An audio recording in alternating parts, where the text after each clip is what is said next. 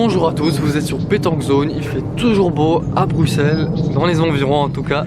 Et aujourd'hui je vais vous parler d'un truc que tout le monde doit affronter dans le monde de la pétanque.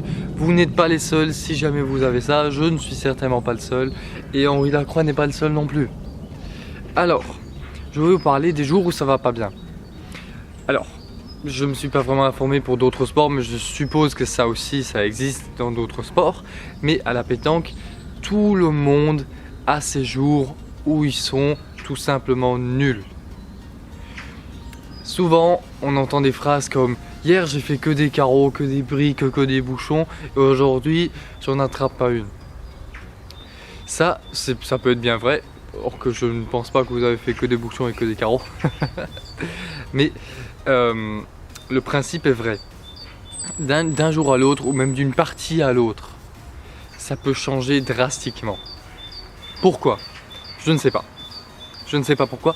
Ici, je suis là pour vous parler des symptômes et de la cause et comment traiter les deux le mieux possible.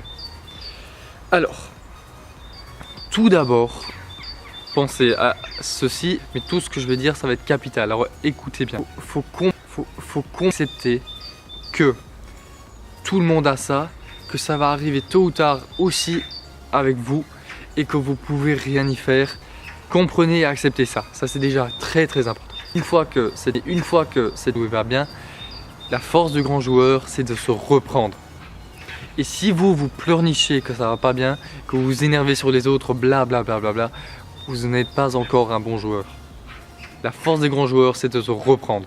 Avant que je traiter les causes et comment traiter les symptômes, je vais vous dire un truc, ne changez jamais votre style ou votre façon de jouer. Une des raisons, ou la raison peut-être, pourquoi j'ai fait la vidéo sur le style et pourquoi j'ai changé tellement de fois de style et que je n'ai pas progressé à cause de ça, c'est tout simplement parce que j'avais des jours où ça va pas bien. Je me suis dit, ça doit être le style. C'est le style que j'ai choisi qui me fait mal jouer.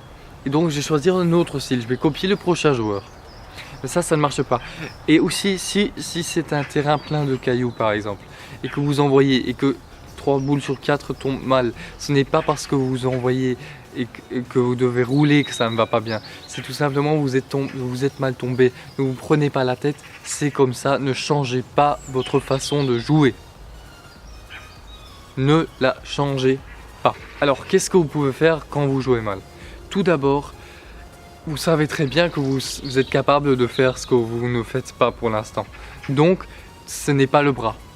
À moins que vous avez des combattures, ça aussi ça va être une vidéo. Si vous allez à la gym et que vous avez des combattures, c'est peut-être le bras. Mais normalement, ce n'est pas le bras. Dans la majorité des cas, ce n'est pas le bras. Alors, ce que vous devez faire, c'est ajuster ici. Parce que c'est que là que ça ne va pas. Si le bras sait faire ça veut dire que c'est là le problème. Alors, motivez-vous avant d'aller dans votre rond. Si vous allez dans votre rond, et ça c'est classique, tout le monde le sait, mais personne ne le fait, si vous allez dans votre rond, vous dites j'ai banqué 3 boules auparavant, c'est là, je sais pas si je vais y aller, si je vais la frapper, mais je vais essayer quand même. Boum, vous allez avec demi-teinte, et puis bien sûr que vous allez la frapper ou la chiquer ou quoi que ce soit. Mais si vous allez dans votre rond et que vous dites si je la frappe et je suis fier après. Si je la frappe et j'ai manqué les 3 boules d'avant, mais maintenant si je frappe celle-là, je suis fier, je peux me reprendre. Ça, à moi perso, ça me donne un feeling, une sensation de fierté quand je me reprends de ces jeux mal, parce que personne ne peut le faire, donc je me sens fier si je le fais. Allez dans votre rond, on vous dit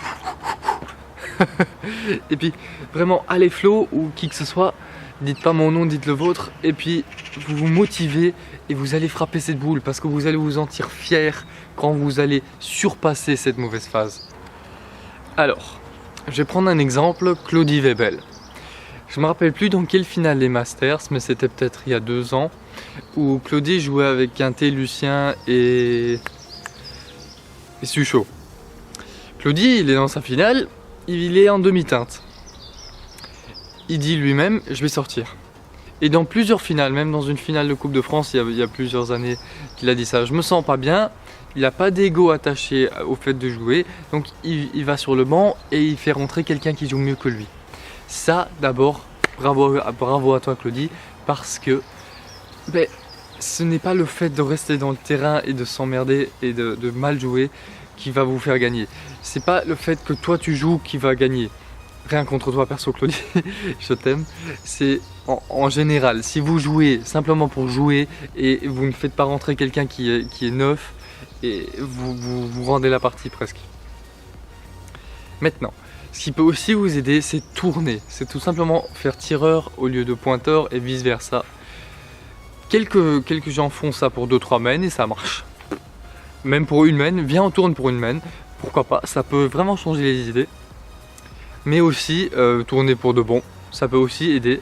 Je vais aussi faire une vidéo tout simplement sur tourner, est-ce que c'est efficace, est-ce que c'est pas efficace. Dans la plupart des cas, c'est efficace. Et donc, essayez de faire ça.